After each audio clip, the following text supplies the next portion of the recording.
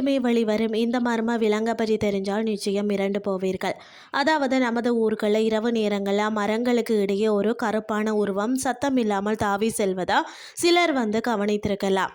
பார்க்கிறதுக்கு பூனை போலவும் அதே சமயம் பார்த்தீங்கன்னா கீரிப்பிள்ளை போலவும் தோற்றமளிக்கும் இந்த விலங்கை கிராமங்களில் அதாவது மரநாய் என்று அழைப்பார்கள். இதன் அதிகாரப்பூர்வமான பெயர் பார்த்தீங்கன்னா ஆசிய பனை மரநாயின்னு சொல்வார்கள்.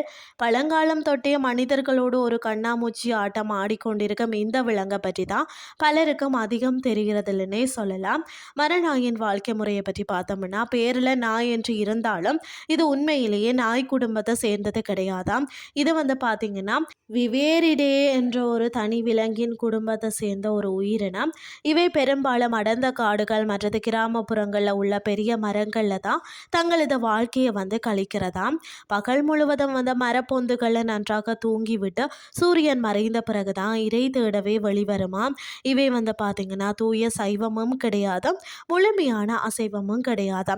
பழங்கள் மற்றது விதைகள் சிறு பூச்சிகள் எலிகள் என எது கிடைச்சாலுமே ஒரு கை பார்த்து விடுமாம்.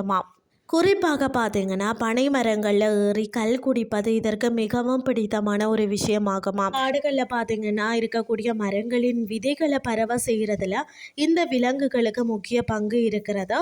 ஒரு காடு செழிப்பாக வளர இது போன்ற சிறிய உயிரினங்களின் நடமாட்டம் மிகவும் அவசியம்னு தான் சொல்லணும். இன்றைய கிறிஸ்டி உங்களுக்கு பிரயோசனமாக அமைஞ்சிருக்கும்னு சொல்லி நானும் நம்புகிறேன். இதே மாதிரி மற்றொரு கிறிஸ்டியின் வாயிலாக உங்களை சந்திக்கிறேன். நன்றி.